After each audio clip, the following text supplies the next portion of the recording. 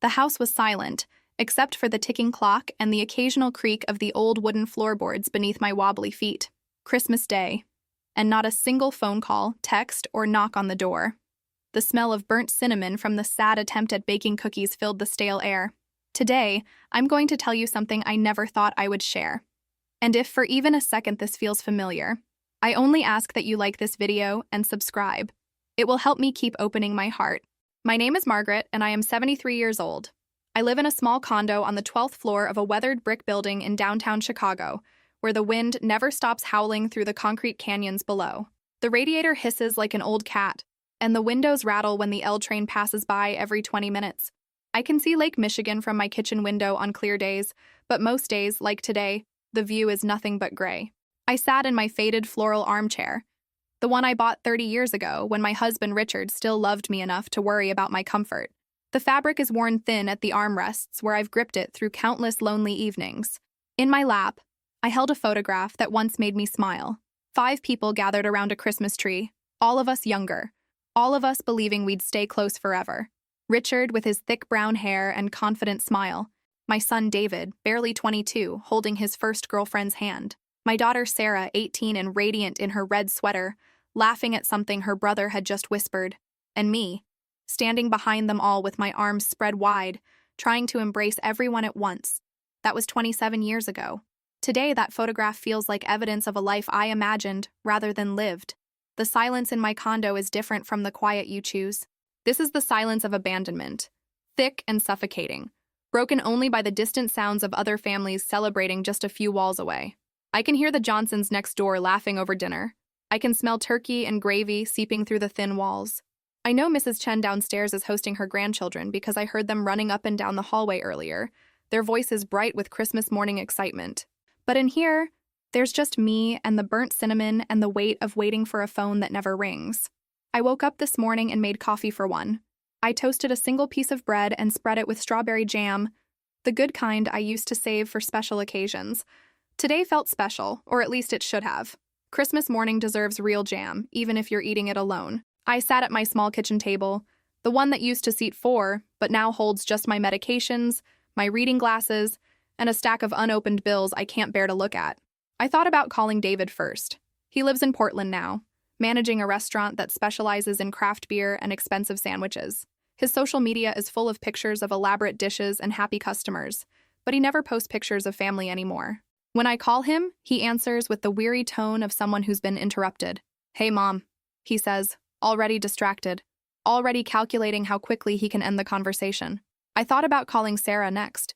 She's in Denver, working for a marketing company that handles wealthy clients' social media accounts.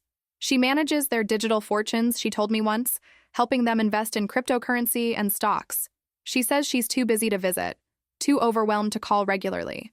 When we do talk, she speaks in sentences that sound rehearsed, like she's reading from a script designed to make me feel heard without actually listening. But I didn't call either of them. I've learned that holiday phone calls, when you have to initiate them yourself, feel more like charity than love. Instead, I wandered through my condo, touching things I haven't really looked at in years. The mantle holds pictures from birthdays and graduations, but every photo is at least a decade old. The bookshelf is crowded with novels I used to read before my eyes got too tired and my heart got too heavy.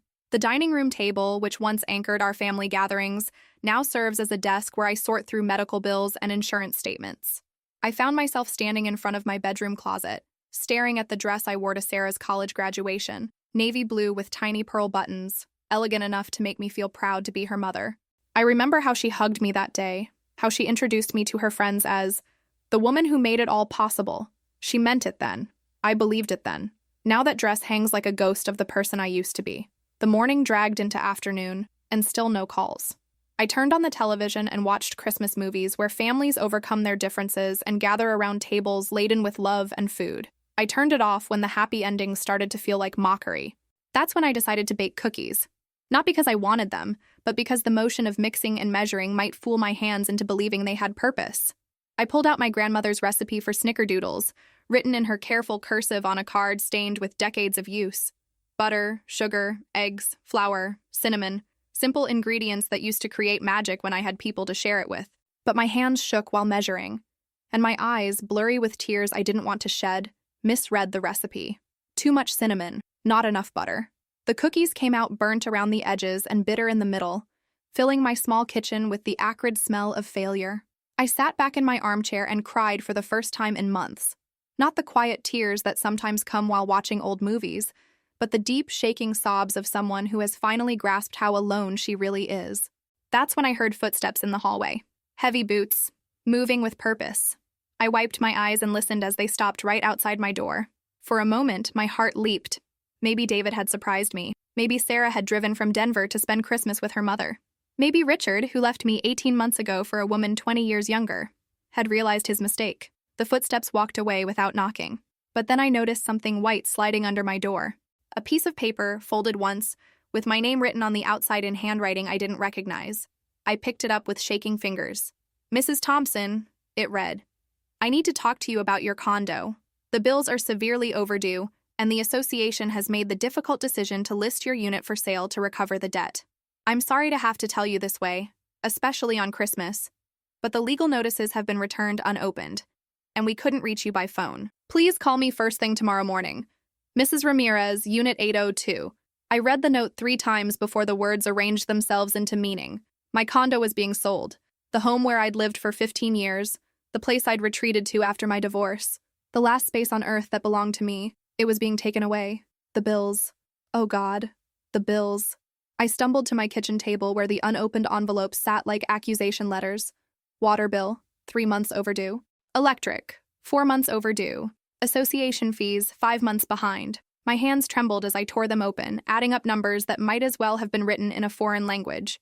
The total was more than I had in my checking account, more than I had in my savings, more than I could borrow or earn or hope to find. How had this happened? How had I let this happen? But even as I asked myself the question, I knew the answer. The money had gone to David when his restaurant was struggling last spring, Sarah when she needed help with her car payments and apartment deposit, Richard when he asked for temporary support while he figured out his living situation. Even after he moved in with Jennifer, even after he made it clear our marriage was over, I kept sending money because he said he couldn't afford his medication, couldn't cover his insurance, couldn't manage without me. I had emptied my accounts to keep everyone else afloat while my own life sank beneath the surface. The photograph of my family was still in my lap, and I looked at it now with new eyes. Those smiling faces belonged to people who had become strangers, people who took my money and called it love, people who disappeared from my life and called it independence. I set the photograph on the coffee table and walked to my window. Chicago stretched out below me, millions of lights twinkling in windows where families were sharing Christmas dinner, exchanging gifts, creating memories that would last a lifetime. And here I was, 12 floors up, invisible to everyone I'd ever loved. But as I stood there, something shifted inside me. The sadness began to harden into something else, something that felt uncomfortably like anger. For 30 years, I had been the giver, the helper, the one who said yes when everyone else said no. When David got his first apartment, I co-signed the lease. When Sarah needed a car, I took out a loan. When Richard lost his job during the recession, I worked double shifts at the hospital where I cleaned floors and emptied bedpans until my back screamed and my feet bled. I had spent decades pouring myself out like water, believing that sacrifice was the same thing as love. Believing that if I gave enough, shared enough, supported enough, I would earn the kind of devotion that lasts. The kind of family that shows up on Christmas Day just because they want to see you smile. Instead, I had trained them to see me as a resource rather than a person, a wallet that occasionally needed encouragement to open, a safety net that would always be there, no matter how often they fell or how little they appreciated the catching. And now, when I needed them most, when my own safety net had finally torn apart, where were they? The phone rang. My heart hammered as I rushed to answer it, hope flooding through me like warm honey. Maybe it was David, calling to wish me Merry Christmas. Maybe Sarah, wanting to video chat so I could see her new apartment. Maybe even Richard, lonesome on this first Christmas without the family he'd abandoned. "Hello?" I said, trying to keep the eagerness out of my voice. "Merry Christmas, Mom." It was Sarah, but her voice sounded flat, distracted. I could hear music in the background, laughter, the clink of glasses. "Oh, sweetheart," I breathed, sinking into my chair. "Merry Christmas. I'm so glad you called." "Yeah, well, I just wanted to check in real quick. We're having dinner with Brad's family, and things are pretty crazy here." Brad was her boyfriend of 6 months, a cryptocurrency investor who drove a Tesla and wore expensive watches. She'd shown me pictures, but I'd never been introduced. "That sounds wonderful," I said, meaning it. "Are you having a good time?" "It's fine. Listen, Mom, I hate to do this on Christmas, but I'm in a bit of a bind. My credit card got maxed out with Christmas shopping and rent's due next week. Could you maybe help me out? Just like $500? I'll pay you back as soon as I get my bonus. The silence stretched between us. In the background, I could hear people singing Silent Night, their voices warm and joyful. Sarah was at a party surrounded by people who cared about her, and she had called her mother to ask for money. Sarah, I said quietly, I can't. What do you mean you can't? Did something happen to your account? No, honey. I mean, I can't keep giving you money. I'm in trouble myself right now. More silence. Then, Mom, what are you talking about? You're fine. You always figure it out. I looked at the stack of overdue bills, at the note from Mrs. Ramirez, at the photograph of people who used to be my family. I'm not fine, I said. My condo is being sold because I can't pay the bills. I gave the money to you and David and your father, and now I have nothing left. Oh, come on. Don't be dramatic. You're not going to be homeless or anything. Can't you just call Dad? Or move in with David for a while? The casual dismissal hit me like a slap. She was asking me to solve her problems while treating my problems like inconveniences. I'm not being dramatic, I said, my voice steadier than I felt. I'm telling you the truth. I don't have $500 to give you. Well, she said, and I could hear the irritation creeping in. I guess I'll have to figure something else out. Thanks for nothing, Mom. The line went dead. I sat holding the phone, listening to the dial tone, and something inside me finally broke. Not the slow crack of gradual disappointment, but the sharp, clean break of a branch snapping under too much weight. My daughter had called me on Christmas Day to ask for money, and when I told her I couldn't help, she had hung up on me. Not, I'm sorry you're struggling. Not, how can I help? Not even, let me call you back when I can talk privately. Just anger that I had failed to be useful. I walked to my bedroom and pulled out the box where I kept important papers. Birth certificates, my divorce decree, insurance policies, and, at the bottom, a manila folder labeled Family. Inside were letters from David and Sarah, written when they were children. Mother's Day cards made from construction paper and glue. Report cards I had saved because I was so proud of their achievements. Pictures from family vacations, birthday parties, quiet Sunday mornings when we were enough for each other. I spread them across my bed. These artifacts from a time when I believed love was something you could earn and keep, when I thought being needed was the same as being loved. But looking at them now, I saw something I had missed before. Even in the letters, even in the cards, the focus was always on what they wanted, what they needed, what made them happy. Dear Mom, thank you for the bike. Can I have a skateboard too? Happy Mother's Day to the best mom who lets me stay up late and gives me money for movies. I had been so grateful for any expression of affection that I hadn't noticed how transactional it all was. They loved what I provided, not who I was. The phone rang again. This time it was David. Mom, Sarah told me you're being weird about money. What's going on? I'm not being weird, I said. I'm being honest. I don't have money to give anymore. Look, I get that you're trying to teach us a lesson or whatever, but this isn't the time. I'm behind on rent and my landlord is threatening eviction. I need $2,000 by the end of the week. $2,000. As if I had that kind of money sitting around. As if I hadn't already sacrificed my financial security to support his failing restaurant, his poor decisions, his inability to live within his means. David, I said, I can't.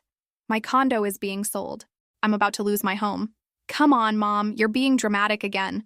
Just take out a loan or something. Use your credit cards. You always figure it out. There it was again. The assumption that my problems weren't real problems, just obstacles to overcome, so I could continue solving their problems. I've already used my credit cards, I told him. I've already taken out loans. There's nothing left. Well, then maybe you should have been more careful with your money instead of living beyond your means. The accusation hung in the air between us. Living beyond my means.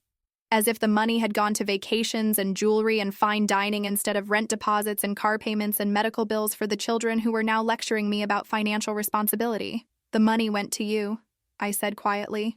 To you and Sarah and your father. I gave you everything I had because I thought that's what love meant. Nobody asked you to do that, David snapped. That was your choice. Don't blame us because you made bad decisions. And there it was, the final brutal truth. In their minds, my sacrifices had been choices I made for my own reasons, not gifts given out of love. My financial ruin was my own fault for being too generous, too trusting, too willing to believe that family meant something more than convenient access to resources. You're right, I said. It was my choice. And I'm making a different choice now. I hung up the phone and turned it off. For the first time in decades, I was completely alone by my own decision. No one could call to ask for money. No one could guilt me into saying yes when I meant no. No one could remind me of my obligations while ignoring their own. The silence felt different now. Not empty, but full of possibility. I made myself a cup of tea and sat back in my armchair, looking around my small condo with new eyes. Yes, it was about to be sold. Yes, I was facing homelessness and financial ruin. But for the first time in years, I wasn't carrying anyone else's problems on my shoulders. That night, I did something I hadn't done in months. I took a long, hot bath. I used the expensive bath salts Sarah had given me for my birthday 3 years ago, the ones I'd been saving for a special occasion. I lit the vanilla candles I'd bought for myself but never used, because it seemed wasteful to use them when no one else was around to enjoy them. I soaked in the hot water until my skin pruned, and I didn't think about bills or phone calls or family disappointments. I just existed in my own body, in my own space, for my own pleasure. When I got out of the bath, I looked at myself in the mirror. Really looked. Not just the quick glance I usually gave myself while brushing my teeth. I saw a woman with silver hair that caught the light when she moved. I saw brown eyes that were tired but not defeated. I saw hands that had worked hard and loved well, even if that love hadn't been returned in the way I'd hoped. I saw someone worth saving. The next morning, I called Mrs. Ramirez. "I got your note," I told her. "I'd like to talk about payment options." Her voice was kind but firm. "Mrs. Thompson, I'm so sorry about the timing. I know Christmas Day was terrible, but we'd tried every other way to reach you." "I understand," I said. "I've been avoiding the bills because I was scared, but hiding from them isn't going to solve anything." We made an appointment for that afternoon. Before I hung up, she said something that surprised me. "Mrs. Thompson, there's a woman in our building who works with people in situations like yours. Her name is Maria Santos, and she lives in 402. She's helped several residents navigate financial difficulties and housing issues. Would you like me to ask her to stop by?" I almost said no automatically. I'd spent so many years trying to handle everything myself, to be the strong one, the capable one, the one who helped others instead of needing help. But I was tired of carrying everything alone. "Yes," I said. "I'd like that." Maria knocked on my door that afternoon, carrying a plate of homemade cookies and a warm smile. She was probably in her 40s, with kind eyes and the sort of presence that made you feel like everything might actually be okay. "Mrs. Ramirez told me you might want to talk," she said. "I'm not a professional counselor or anything, but I've been where you are. Sometimes it helps to have someone listen who understands." I invited her in, and we sat at my kitchen table with tea and her cookies, which were perfect in all the ways my Christmas attempt had failed. I found myself telling her everything: the divorce, the money I'd given to my children and ex-husband, the bills, the isolation, the phone calls that only came when someone needed something. Maria listened without judgment, nodding occasionally, asking gentle questions that helped me see my situation more clearly. "You know," she said when I finished, "what you're describing sounds like financial abuse. It's not always intentional, but when family members consistently take resources without giving back, when they guilt you into providing support you can't afford, when they dismiss your problems while expecting you to solve theirs, that's a pattern of abuse." The word abuse hit me like cold water. I'd never thought of it that way. Abuse was what happened to other people in obviously toxic relationships. My family loved me. They were just struggling, just needed help, just assumed I was stronger than I actually was. But as Maria talked about the warning signs, the way my financial gifts had increased over time, the way my own needs had been consistently dismissed, the way I'd been trained to prioritize their comfort over my own security, I began to see my relationships with new clarity. "The hardest part," Maria said, "is that they probably do love you, in their way. But they love what you provide more than who you are. And until you stop providing it, they won't learn to love you differently." She helped me make a list of my debts and assets, and we called the Condo Association to set up a meeting with their financial counselor. She connected me with a social worker who specialized in elder financial abuse and gave me information about legal aid services and housing assistance programs. For the first time in months, I felt like I had allies instead of dependents. But the hardest part was still coming. Setting boundaries with people you love, even when they've been taking advantage of you, feels like tearing your own heart out. The call started 3 days later, when my phone bill didn't get paid and service was temporarily suspended. David called from his work phone, furious. "Mom, what the hell is going on? I've been trying to reach you for days and now your phone is shut off? Are you having some kind of breakdown?" "I'm having some kind of breakthrough," I said. "I can't afford my phone bill because I don't have any money left after supporting everyone else for years." "Look, if this is about Christmas, I'm sorry I didn't call. I was busy with work, and I figured you'd understand. But you can't just disappear on us. We worry about you." The manipulation was so smooth I almost fell for it. Poor David, worried about his mother who had mysteriously become unavailable. No acknowledgement of the years of financial drain, the dismissive attitude, the way he'd blamed me for my own problems. If you're worried about me, I said, then let's talk about how you can help me instead of how I can help you. Silence. Long, telling silence. What do you mean? He finally asked. I mean, I'm facing homelessness. And instead of asking what you can do to help, you're angry that I'm not available to solve your problems. Mom, you know I can't help you financially. I'm barely keeping my head above water as it is. Then maybe we're both learning what it feels like to struggle without a safety net. More silence. Then, I don't understand why you're being like this. This isn't like you. And he was right. The old me would have apologized for worrying him. The old me would have found a way to pay my phone bill so I'd be available for the next crisis. The old me would have taken responsibility for everyone's feelings except my own. But the old me was disappearing, piece by piece, like snow melting in spring sunshine. Maybe this is like me, I said. Maybe I've just been afraid to be myself for so long I forgot who that was.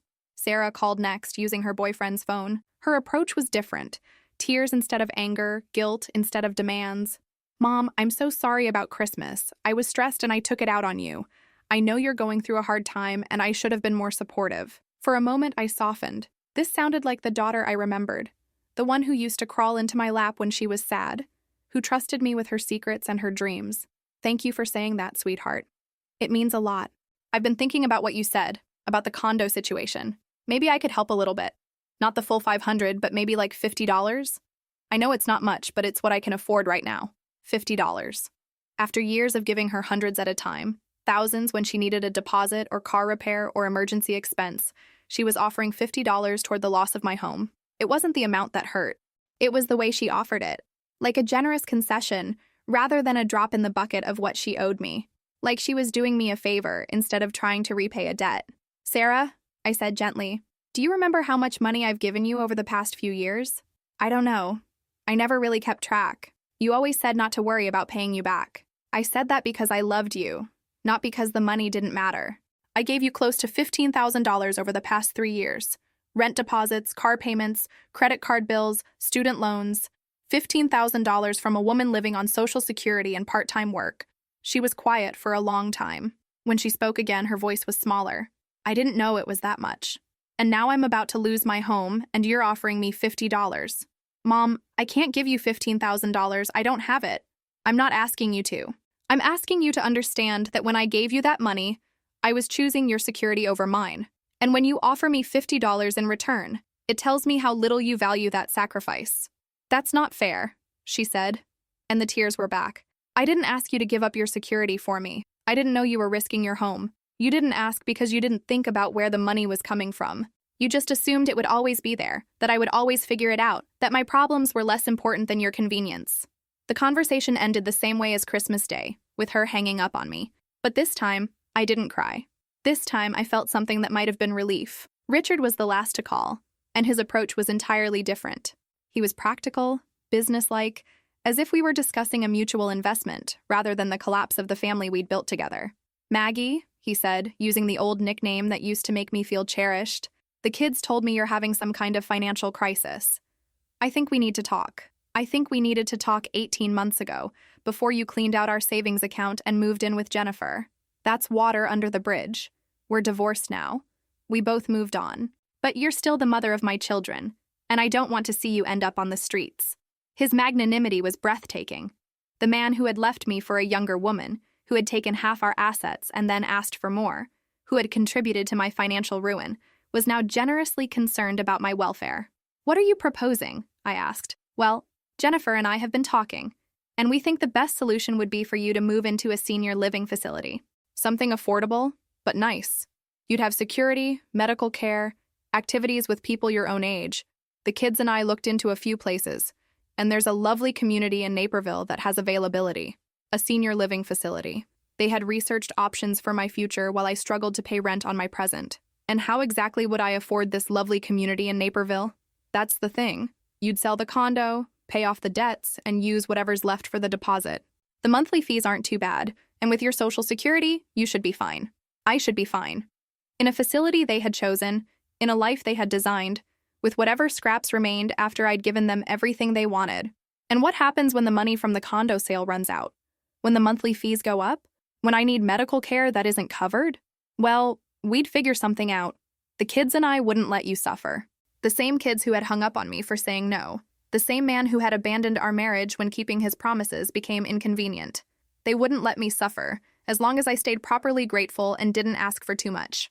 Richard, I said, I appreciate your concern, but I'm not ready to be managed by people who couldn't be bothered to check on me until they heard I might become their responsibility.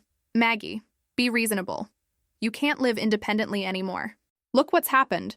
You've mismanaged your finances. You're isolated. You're making decisions based on emotion instead of logic. You need support. I had mismanaged my finances by giving them money. I was isolated because they only contacted me when they needed something. I was making emotional decisions like refusing to continue funding their lifestyle at the expense of my own survival. You're right, I said. I do need support. But not the kind that comes with conditions and management and decisions made about my life without my input. What kind then? For the first time in the conversation, I paused. What kind of support did I need? What kind of life did I want? The kind that respects me as a person. Not just a problem to be solved, I said finally. The kind that asks what I want instead of telling me what's best for me. The kind that gives back sometimes instead of just taking. That's not realistic, Maggie. You're 73 years old, and you're broke. You don't get to make demands anymore. And there it was. The final ugly truth beneath all the concerned phone calls and generous offers. In their minds, poverty had stripped me of the right to self-determination. Financial dependency meant accepting whatever scraps of dignity they were willing to allow me. Maybe I don't get to make demands, I said, but I get to make choices. And I choose not to accept help that comes with humiliation. I hung up the phone and sat in my quiet condo, surrounded by the evidence of a life that was ending. But instead of despair, I felt something surprising. I felt free. The next few weeks passed in a blur of meetings and paperwork and difficult conversations. Maria went with me to meet with the condo association, and we worked out a payment plan that would allow me to stay in my home while I figured out my next steps. It wasn't ideal. I'd be living paycheck to paycheck for the foreseeable future, but it was possible. The social worker helped me apply for food assistance and utility help, programs I'd never imagined I would need, but which turned out to be lifelines rather than shameful admissions of failure. She also connected me with a legal aid clinic that helped me understand my rights as a senior citizen, including protections against financial abuse by family members. During one of our sessions, she asked me a question that stopped me cold. Margaret, what do you want your life to look like going forward? Not what's practical, not what other people think is best, but what would make you happy? I couldn't answer immediately because I realized I hadn't thought about my own happiness in years. Everything had been about maintaining relationships, meeting other people's needs, being useful and necessary and good. I want to matter to someone, I said finally. Not because of what I can provide, but because of who I am. And what would that look like practically? I thought about Maria, who stopped by twice a week just to share tea and conversation. I thought about the librarian at the Hyde Park branch who always saved interesting books for me and asked about my opinions. I thought about Mrs. Chen from downstairs, who had brought me soup when I was sick and never asked for anything in return. It would look like friendship, I said. Real friendship, where people enjoy my company and I enjoy theirs, where we support each other without keeping score. And how might you find more of that? It was a good question. I'd spent so many years focused on family relationships that I'd forgotten how to make friends. I'd poured all my social energy into people who shared my DNA but not necessarily my values or interests. I used to paint, I said suddenly. Watercolors. I loved it. But I stopped when I got married because it seemed selfish to spend money on art supplies when there were always more practical things the family needed. Maybe it's time to be selfish again. That word, selfish, had been used against me so many times. Selfish for wanting my own space. Selfish for having needs. Selfish for expecting reciprocity in relationships. But maybe selfish was just another word for self-caring. Maybe it was time to prioritize my own well-being the way I'd prioritized everyone else's for decades. I started small. I bought a set of watercolor paints and a pad of paper, spending money on something that served no purpose except my own pleasure. I set up a small easel by my living room window where I could paint while looking out at Lake Michigan. The first painting was terrible. Shaky lines, muddy colors, proportions that made no sense. But it was mine, created by my hands for my own satisfaction, not to please anyone else or meet anyone else's standards. I painted every morning after that, watching the sunrise over the lake, mixing colors until I found shades that captured the way the water looked in different weather. My technique slowly improved, but more importantly, my confidence did. Maria noticed the change immediately. "You look different," she said during one of our tea sessions. Lighter somehow. I felt lighter. For the first time in years, I was spending my energy on something that fed my soul instead of draining it. "I started painting again," I told her. "It's silly, but it makes me happy." "It's not silly at all. What kinds of things do you paint?" I showed her my latest attempt. A simple landscape of the lake at sunset, all oranges and purples and gold. It wasn't museum quality, but it captured something true about the view from my window. "This is beautiful," Maria said, and she meant it. "You should show these to other people." "Oh no," I said automatically. "They're not good enough for that." "Who told you they weren't good enough?" The question caught me off guard. Who had told me that? Richard, who always changed the subject when I talked about art. The kids who rolled their eyes at Mom's little hobbies. A lifetime of people who saw my creative interests as cute diversions rather than real pursuits worthy of respect. "I don't know," I admitted.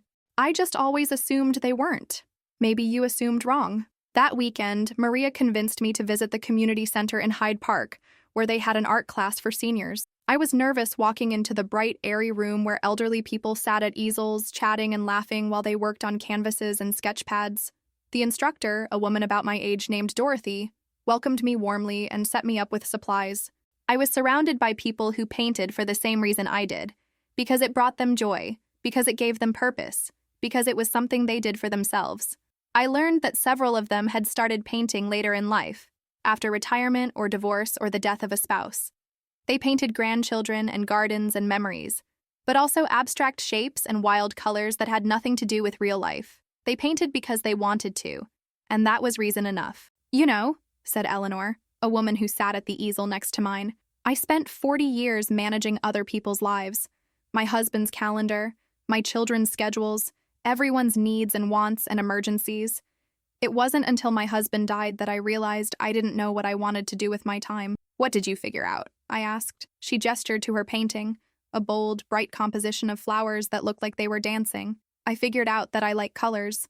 Bright, ridiculous, unpractical colors that serve no purpose except making me smile.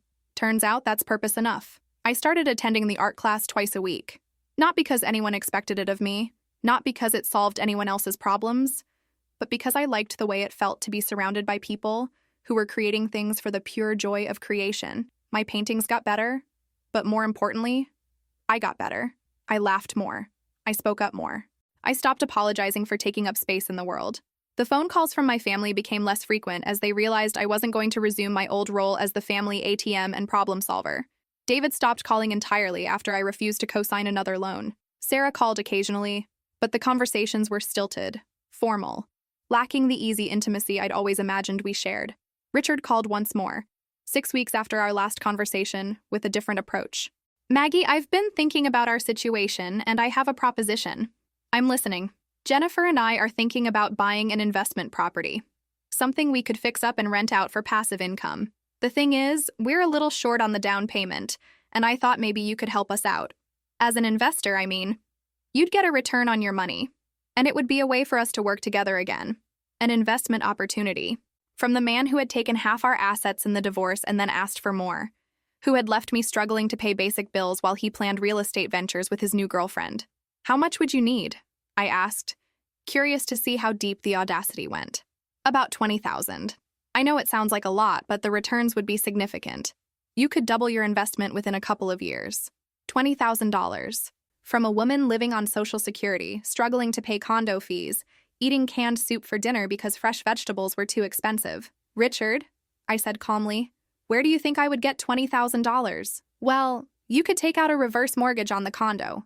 Use the equity you've built up over the years. The monthly payments wouldn't be too bad, and the investment returns would more than cover them." A reverse mortgage. He wanted me to borrow against my home to fund his investment dreams with another woman. He wanted me to risk the last stable thing in my life so he could build wealth he would never share with me. And if the investment doesn't work out, if the property doesn't rent, or the returns aren't what you projected, that won't happen. I've done my research. This is a sure thing.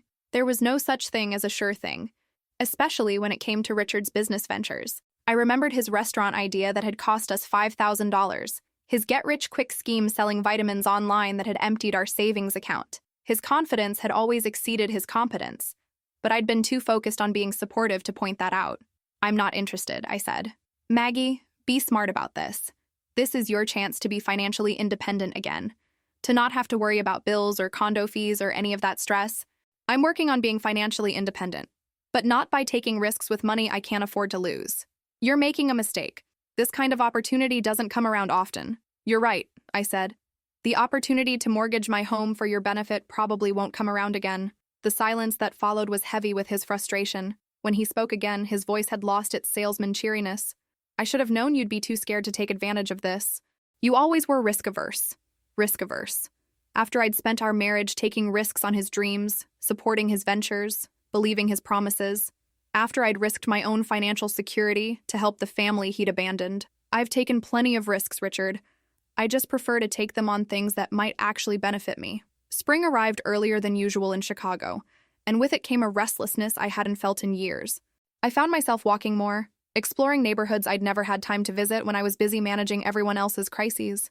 I discovered coffee shops and bookstores, parks and galleries, a city full of life beyond the small circle of family obligations that had defined my world for so long. One afternoon, walking through Millennium Park, I stopped at an outdoor art fair where local artists were displaying their work. I wandered from booth to booth, admiring paintings and sculptures, jewelry and pottery, all created by people who had decided their creativity was worth sharing with the world. At one booth, I struck up a conversation with the artist, a woman about my age who painted cityscapes in bold, impressionistic strokes. "These are wonderful," I told her, genuinely moved by her work. "Thank you.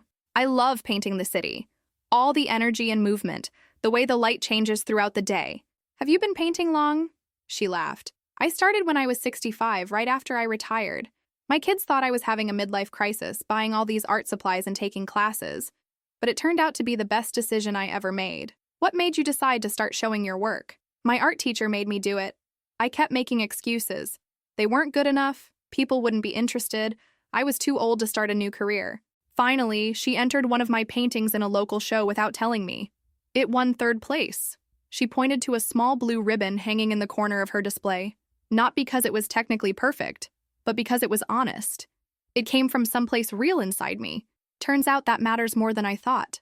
I bought one of her smaller pieces, a painting of the Chicago skyline at dusk, all purple shadows and golden windows. It wasn't expensive, but it felt like a luxury, spending money on something beautiful just because I wanted to look at it. When I got home, I hung it in my bedroom where I could see it first thing in the morning and last thing at night. It reminded me that the city was full of people creating beautiful things, pursuing their passions, building lives around what made them happy, rather than what other people expected from them. That night, I called Maria. "I think I want to show my paintings," I told her. "That's wonderful. What changed your mind?" "I met an artist today who started painting when she was 65. She said her art teacher entered her work in a show without permission because she kept making excuses about not being ready. And it won 3rd place. Not because it was perfect, but because it was honest." Maria was quiet for a moment, then said, "Your paintings are honest too. They show how you see the world, the colors that make you happy, the scenes that give you peace. That's worth sharing." The next week, I brought 3 of my best pieces to the art class and asked Dorothy if she thought they were ready for public viewing. She studied them carefully, considering not just the technical aspects, but something harder to define. "They're ready," she said finally. "More importantly, you're ready. The question is, are you prepared for people to have opinions about your work?" It was a good question. I'd spent years having my opinions dismissed, my needs minimized, my worth measured by my usefulness to others. Was I strong enough to put something I'd created into the world and let people judge it? "I think so," I said. "I think I'm tired of hiding." Dorothy helped me mat and frame the paintings, and we entered them in a community art show that took place every summer in Grant Park. It wasn't a prestigious venue, mostly local artists, families out for a day in the park, people looking for affordable art to decorate their homes. But it was public. It was real. It was me putting myself out into the world as someone who had something to offer besides money and endless patience. The week leading up to the show, I was nervous in a way I hadn't been since high school. What if no one liked my work? What if people laughed? What if I'd been fooling myself about having any talent at all? But underneath the nervousness was something else. Excitement. For the first time in years, I was doing something that was entirely mine, something that had nothing to do with anyone else's needs or expectations.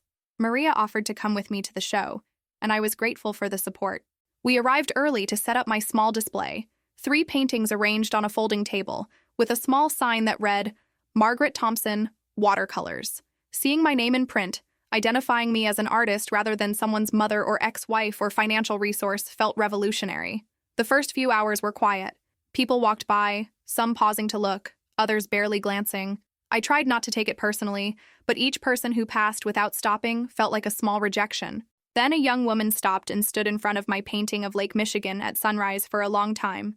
"This is lovely," she said finally. "It captures something about the way the light hits the water in the morning. Very peaceful." "Thank you," I managed. I painted it from the view outside my window. "It makes me want to wake up early and watch the sunrise myself. How much are you asking for it?" I named the price Dorothy had helped me calculate. Enough to cover my costs and a small profit, but not so much that it would scare away casual buyers. The young woman bought the painting, and I watched her walk away, carrying something I had created, something that had given her pleasure. She was taking a piece of my vision of the world home with her. It felt like magic. Over the course of the afternoon, I sold 2 of my 3 paintings and had several people ask if I had other work they could see. One older gentleman gave me his card and invited me to submit work to a show at his community center. A woman about my age asked if I would consider teaching a beginner's watercolor class at her church. By the time Maria and I packed up at the end of the day, I was exhausted but exhilarated. I had earned more money that afternoon than I'd made in months. But more importantly, I had earned respect. People had valued my work enough to pay for it, to take it home, to ask for more. "How does it feel?" Maria asked as we loaded my remaining painting into her car. "Like I exist. Like I'm a real person with something valuable to offer the world." "You've always been that," she said gently. "You just forgot for a while." That evening, I sat in my condo looking out at the lake, holding the money I'd earned from my paintings. It wasn't a fortune, barely enough to cover a week's groceries, but it was mine. Earned through my own efforts, my own creativity, my own willingness to put myself out there. For the first time since my divorce, I felt like I might actually be okay. The phone rang, interrupting my quiet celebration. It was Sarah. "Mom, I heard from Dad that you're selling paintings now." "That's interesting." There was something in her tone that I couldn't quite identify. Not quite dismissive, but not supportive either. "I am. I sold 2 pieces at an art fair this weekend." "That's nice. How much did you make?" The question was casual, but I recognized the undertone. She was calculating whether my new income stream might benefit her somehow. "Enough to feel proud of myself," I said, without naming a number. "Well, I'm glad you have a new hobby. Listen, the reason I called is that Brad and I are getting engaged." My heart lifted. Despite everything, I still loved my daughter, still wanted her to be happy. "Congratulations, sweetheart. That's wonderful news." "Thanks. We're planning a small ceremony in the fall, probably in Denver. Of course, we'd love for you to be there." Of course, I wouldn't miss it. The thing is, weddings are expensive and we're trying to keep costs down. We're asking family members to help out with specific expenses instead of giving gifts. We thought maybe you could cover the photography. It's about $3,000, but the photographer is really good and the pictures will last forever. $3,000. For wedding photography. For a daughter who had hung up on me when I said I couldn't afford to give her $500 for rent. I sat with the request for a moment, feeling the familiar tug of obligation, the old programming that told me good mothers sacrifice everything for their children's happiness. But I also felt something else. Clarity. "Sarah," I said carefully, "I'm very happy about your engagement, and I want to celebrate with you, but I can't afford to pay for your wedding photography." "Mom, it's just $3,000. I'm not asking you to pay for the whole wedding, just $3,000. More than half my annual income. More than I'd ever made selling paintings. More than I had in my savings account." "It's not just $3,000 to me," I said. "It's my rent for 3 months. It's my food budget for 6 months. It's more money than I can afford to give. But this is my wedding. This is important. I know it's important. That's why I'm sure you'll find a way to make it happen without risking your mother's housing stability."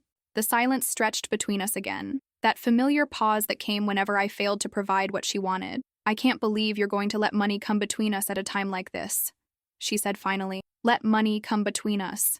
As if I were the one who had made our relationship transactional. As if I were the one who only called when I needed financial support. "Sarah," I said gently, "money has been between us for years. The difference is that now I'm acknowledging it instead of pretending it doesn't matter." "What's that supposed to mean?" "It means I love you, but I won't go broke trying to prove it anymore." Another silence.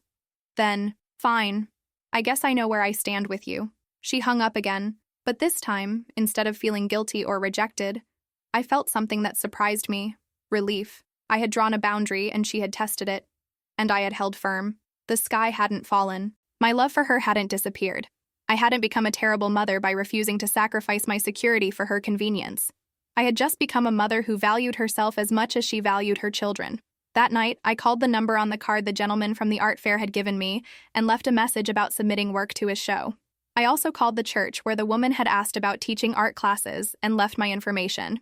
I was building a life that belonged to me, piece by piece, choice by choice. Summer turned into fall, and my new life began to take shape. I taught 2 watercolor classes a week at St. Mark's Presbyterian, earning enough to cover my groceries and art supplies with a little left over for small luxuries like coffee with friends or flowers for my apartment. My students were mostly women my age or older, many of them facing their own transitions. Widowhood, divorce, retirement, estrangement from adult children. We painted together, but we also talked, shared stories, supported each other through the challenges of rebuilding identity after decades of defining ourselves through relationships to others. I never thought I was creative, said Helen, a 70-year-old grandmother who had started painting after her husband's death. My whole life, I was the practical one. Bills, schedules, doctor's appointments. Art seemed frivolous. What changed? Asked Ruth, a recent divorcee who was learning to live alone for the first time in 40 years. I realized frivolous might be exactly what I needed. I'd spent 60 years being useful. Maybe it was time to be joyful instead. I understood what she meant. For the first time in my adult life, I was choosing joy over obligation, creativity over practicality, self-respect over self-sacrifice. My paintings evolved too. The careful, realistic landscapes gave way to bolder expressions, abstract shapes and colors that made me happy, portraits of women who looked strong and free, cityscapes that captured energy rather than just architecture. I started participating in more shows, joining a co-op gallery where local artists could display and sell their work year-round. I even had someone commission a custom piece, a painting of their childhood home based on old photographs. The money I earned wasn't enough to make me rich, but it was enough to make me independent. More importantly, it gave me identity outside of my relationships with other people. I was Margaret the artist, Margaret the teacher, Margaret the woman who had found her voice in her 70s. Thanksgiving came and went without a call from any of my family members. Part of me felt the old familiar ache of being forgotten, but it was smaller now, less consuming. I spent the holiday with Maria and some of our friends from the art class, sharing a potluck dinner and gratitude for the connections we had chosen rather than inherited. I'm thankful for second chances, I said, when it was my turn to share, for learning that it's never too late to become who you're meant to be. Christmas approached, and with it came the anniversary of the loneliest day of my life. But this year, I wasn't waiting for phone calls that might not come or cooking dinner for one. I was hosting a holiday potluck for my art students, transforming my small condo into a gallery where we could display our year's worth of work. The walls that had once held photographs of a family that rarely visited now showcased paintings by women who had discovered their creativity in their later years. The dining room table that had sat empty for months now groaned under dishes brought by friends who had chosen to spend the holiday with me. It was Maria who pointed out the irony. "A year ago, you spent Christmas alone in this apartment, forgotten by your family," she said, gesturing around the room full of women laughing and admiring each other's artwork. "Now look at it. It's full of life, full of people who are here because they want to be, not because they need something from you." She was right. I had created a new kind of family, one based on mutual respect and shared interests, rather than biological obligation. These women celebrated my successes without asking what was in it for them. They offered support without keeping score. They valued my friendship for its own sake. It was what I had always wanted from my blood relatives but had never received. As the evening wound down and my guests began to leave, each one hugging me and thanking me for a wonderful Christmas, I reflected on how much had changed. A year ago, I had been financially desperate, emotionally exhausted, and utterly alone. I had measured my worth by how much I could give to others, and when I couldn't give anymore, I had felt worthless. Now I was still living month to month, still careful with every dollar, but I was no longer desperate. I earned money through work that fed my soul. I was surrounded by people who appreciated me for who I was rather than what I could provide. I had discovered talents and interests I'd forgotten I possessed. Most importantly, I had learned the difference between being alone and being lonely. I had been surrounded by family for decades but felt profoundly lonely because they didn't really see me. Now I lived by myself but was rarely lonely because I was connected to people who valued my authentic self. The last guest left around 10 o'clock, and I stood in my living room looking at the evidence of the evening. Empty plates and wine glasses, artwork still hanging on the walls, the lingering warmth of genuine friendship. My phone rang. For a moment, my heart jumped with the old hope. Maybe it was Sarah calling to wish me Merry Christmas and apologize for the distance between us. Maybe it was David, wanting to share news of his life and ask about mine. Maybe it was Richard, lonely in his new life and missing the family he had abandoned. But when I looked at the caller ID, I didn't recognize the number. Hello? Hi. Is this Margaret Thompson? The artist? The artist. Someone was calling me an artist. Yes, this is Margaret. My name is James Morrison. I'm a curator for a small gallery in Evanston. I saw your work at the Grant Park show over the summer, and I've been following your participation in various local shows. I'm wondering if you might be interested in having a solo exhibition next spring. A solo exhibition. My own show, featuring only my work, with my name on the invitation. Yes, I said, surprising myself with the certainty in my voice. I would be very interested. Wonderful. We specialize in emerging artists, particularly those who started their careers later in life. There's something powerful about work that comes from lived experience, from people who have something real to say about resilience and reinvention. After he hung up, I sat in my quiet apartment, surrounded by the remnants of my Christmas celebration, and marveled at the path my life had taken. 18 months ago, I had been a woman whose family called only when they needed money, whose worth was measured entirely by her usefulness to others, whose future looked like a series of increasing dependencies and diminishing returns. Now I was an artist preparing for her first solo exhibition, a teacher helping other women discover their creativity, a person whose friendship was valued, whose company was enjoyed, whose perspective was respected. The transformation hadn't happened overnight. It had required grieving the family relationships I'd thought I had, accepting the financial limitations I'd tried to ignore, and rebuilding my identity from the ground up. But it had also required something I'd never had before: the willingness to put my own needs first, to set boundaries even when they disappointed other people, to choose self-respect over self-sacrifice.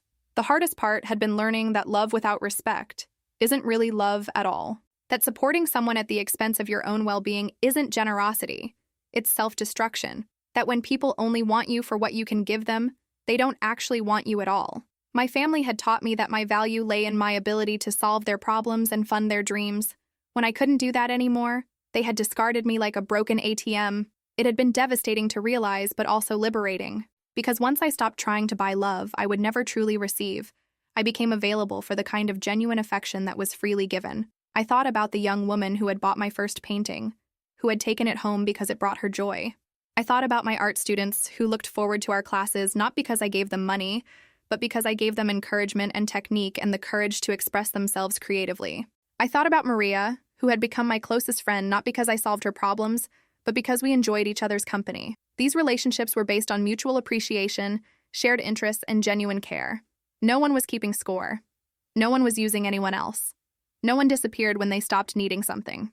This was what healthy relationships looked like, and I had never experienced anything like them in my family of origin. As I cleaned up the dishes from my Christmas party, I found myself humming, something I hadn't done in years. I was happy.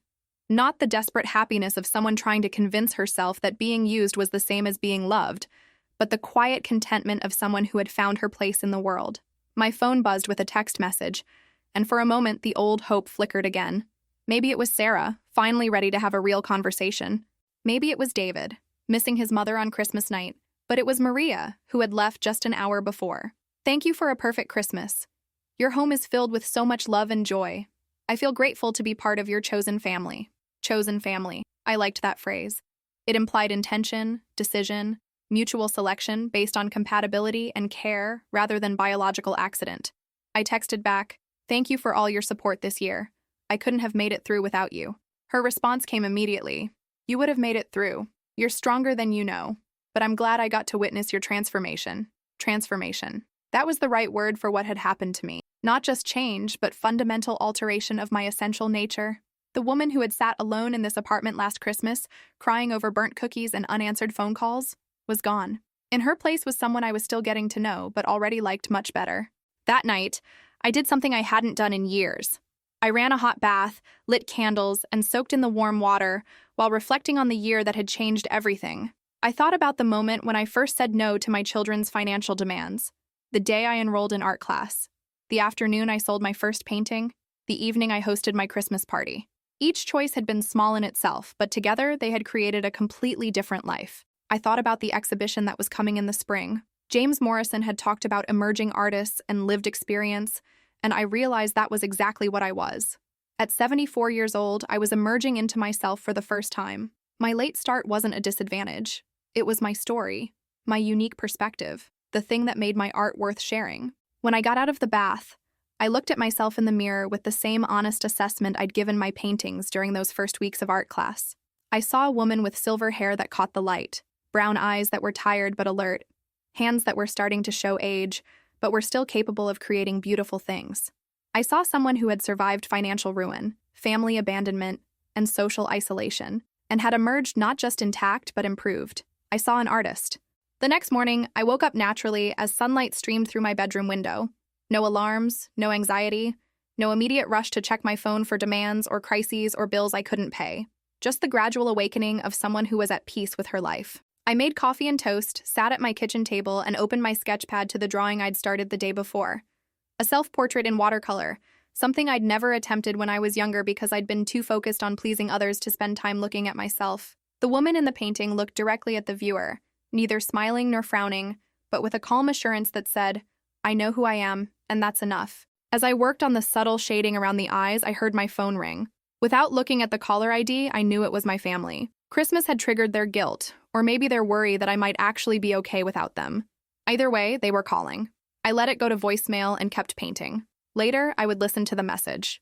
It would be from Sarah, probably, with some version of loneliness disguised as concern for my well-being. She would ask why I hadn't called them on Christmas, would express worry about my isolation, would hint that maybe it was time to reconsider their offer to help me find appropriate housing for someone my age. But right now, in this moment, I was exactly where I belonged, in my own home, creating art that mattered to me, surrounded by the evidence of friendships I had chosen and earned through mutual respect rather than financial support. I had spent 73 years learning to love others. It had taken losing everything I thought mattered to finally learn to love myself. The painting was coming along nicely. The eyes looked like mine now, not the desperate, pleading eyes of someone who needed approval, but the steady gaze of someone who had found her own approval sufficient. I set down my brush and looked out the window at Lake Michigan, where the winter light was dancing on the water in patterns that would make a beautiful painting. I had supplies, I had time, I had vision, and most importantly, I had the confidence to trust that vision. Tonight, I would call James Morrison to discuss the details of my upcoming exhibition. Tomorrow, I would teach my art classes, helping other women discover their own creative voices. This weekend, Maria and I would visit galleries, looking at work by artists who had also found their voices later in life, drawing inspiration from their courage and persistence. My phone buzzed again. Probably another family member, finally realizing they hadn't heard from me and feeling obligated to make contact. I glanced at it long enough to see that I was right, then turned it face down and went back to my painting. There would be time later to decide whether to answer. There would be time to decide what kind of relationship, if any, I wanted with people who had discarded me when I stopped being financially useful. There would be time to extend forgiveness if they earned it, or to maintain boundaries if they didn't. But right now, there was only the painting, the light, and the quiet satisfaction of a woman who had finally learned that her own company was not just sufficient, but precious. I mixed a new shade of blue, one that matched the lake on a clear winter day, and continued working on my self-portrait. After all these years of trying to paint myself into other people's pictures, I was finally creating my own, and it was beautiful. I want to leave you with this truth that has taken me a lifetime to learn. You cannot love others well until you learn to love yourself. You cannot teach others to respect you until you respect your own worth. You cannot build healthy relationships on the foundation of self-sacrifice and endless giving. The people who love you for who you are will stay when you set boundaries. The people who love you for what you provide will disappear when you stop providing it. This is not a tragedy. It is a gift. It shows you who deserves access to your heart and who was just using it as a pathway to your wallet. I am 74 years old, and I am just beginning to live the life I was meant to live. If you recognize yourself in my story, if you have been the giver who never receives, the problem solver who never gets help, the financial support who never gets emotional support in return, please know this. It is not too late to choose differently. It is not too late to say no. It is not too late to discover who you are when you're not busy being what others need. It is not too late to find people who value your friendship for its own sake. Have you lived something like this? Or do you know someone who has? Have you ever realized that you were loving people who only loved what you could do for them? Tell me your story in the comments below. And if this message touched your heart, if it helped you see your own situation more clearly, please like this video and subscribe to my channel. It helps me reach other people who need to hear that they matter too, that their worth isn't measured by their usefulness, and that choosing self-respect over self-sacrifice isn't selfish. It's survival. Your story matters. Your art matters. Your voice matters. And you matter exactly as you are, with nothing left to give but yourself. That, it turns out, is more than enough.